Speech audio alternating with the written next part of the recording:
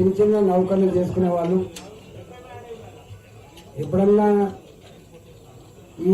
ఈ ప్రాంతం అభివృద్ధి కాకపోతుందా, మాకు ఒక గూడు నిలబడకపోతుందా అని చెప్పి కొన్ని వందల మంది కూడా ప్లాట్ కొన్నారు. దాదాపు 20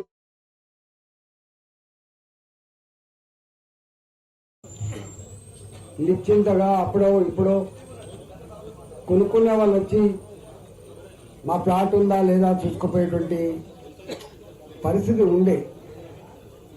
కానీ ఇక్కడ ఒక ల్యాండ్ బ్రోకర్, ఒక ల్యాండ్ మాఫియా గ్యాంగ్, వాడు వెంకటేశ్వరరావు, వాడు రెవెన్యూ రికార్డులలో ఉండేటువంటి లొసుకులను ఆసరా చేసుకొని రెవెన్యూ డిపార్ట్మెంట్లో ఉన్నటువంటి దొంగల్ని పట్టుకొని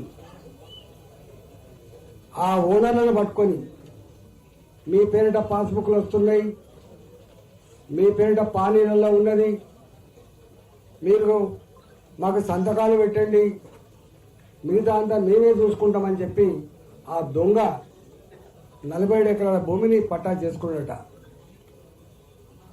అప్పటి నుంచే మీద కష్టాలు మొదలైనవి.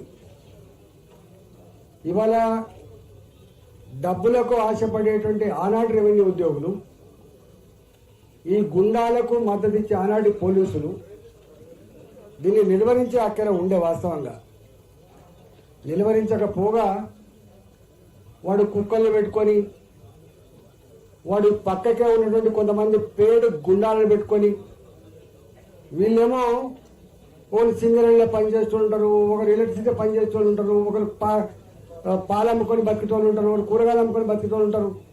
చిన్న చిన్న ఉద్యోగాలు చేసుకొని బతికేవాళ్ళు, చెట్టుకొకరుగా పుట్టకొకరుగా ఉన్నవాళ్ళు, ఐక్యత లేని వాళ్ళు, వాళ్ళని తిడితే కూడా మళ్ళీ తిట్టే శక్తి లేని వాళ్ళు, వాళ్ళని బెదిరించుడు, వాళ్ళను కొడతా అని చెప్పుడు, ఇవన్నీ జరిగిపోతే లాస్ట్ ఇయర్ నేను వచ్చిన. లాస్ట్ ఇయర్ ఇక్కడ జరుగుతుందంటే నేనే స్వయంగా ఇక్కడికి వచ్చిన. నా కళ్ళ ముందే ఆ వెంకటేశ్వర్ అనేటువంటి భూమాఫియా గుండా ఇక్కడనే తాగుతాను. వాళ్ళు వచ్చి తాగుతూ ఉంటే అసలు బిక్కుమంటే ఎవరు బయటికి వెళ్తలేరు.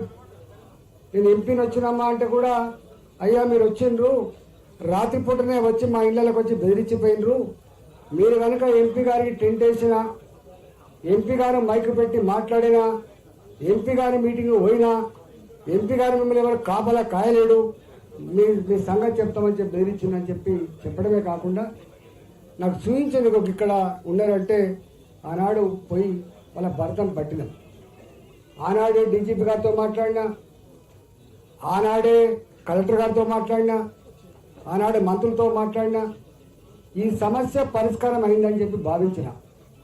కానీ మళ్ళీ ఇవాళ ఎన్నోసార్లు పాపం రూపాయి జమ చేసుకొని అందరూ ఐక్యతగా కోర్టు మెట్లెక్కి న్యాయం కావాలని చెప్పి కోరితే అనేక సార్లు చెప్పింది. ఇక్కడ వ్యవసాయ భూమి లేదు, ఇది ముమ్మాటికి ఏకశిలా నగర్లో 2086 మందివి ప్లాట్లు తప్ప ఇవి వ్యవసాయ భూమి కాదని తేల్చి చెప్పినప్పటికి కూడా ఇవాళ మళ్ళీ ఎవరిని పట్టుకున్నాడో వాడు మళ్ళీ ఆ ఏడీ సర్వేని పట్టుకొచ్చినట. మరి ఆ ఏడీ సర్వే అంటే కళ్ళు దొబ్బినాయా, మరి వానికి ఏమైంది, వాడు ఎందుకు వచ్చిండు, తప్పకుండా వాడి మీద కంప్లైంట్ పెడతాం. ఏదన్నా సర్వేకి పెట్టినప్పుడు వాడు తెలుసుకోవాలి ఎక్కడ ఉంది, ఎట్లా ఉంది. ఇక్కడ ఒక ఎంపీ పోయిన సంవత్సరమే ఇంత ఇష్యూ అయిపోయి నా మీద కూడా వాడు కేసులు పెట్టిండు, కేసులు నడుస్తున్నాయి. కలెక్టర్కి మరి ఈ సమాచారం తెలుసు ఏకశిల నగర్ గురించి, ఇక రెవెన్యూ అధికారులకు కూడా తెలుసు, ఇక్కడ పోలీసులకైతే మొత్తం తెలుసు. మరి పోలీసులకు తెలిసినప్పటికి కూడా, రెవెన్యూ అధికారులు తెలిసినప్పటికి కూడా వాని డబ్బులకు ఆశపడి, వాని ఎంగిలి మెదడుకు ఆశపడి మళ్ళీ ఇక్కడికి వచ్చి ఇక్కడ ఉన్నటువంటి ప్లాట్ ఓనర్లు అయ్యా ఇది మా భూమి అని చెప్పంటే ఆ గుండాలు వెంబడిపడ్డ తీరు, ఆ గుండాలని మా మహిళలు నిలబెడుతున్న తీరు ఇలా ప్రతి ఒక్కరిని కన్నీళ్ళు పెట్టిస్తామని. నేను ఇలా ప్రెస్ మీట్ల కోసం రాలే కొడుక.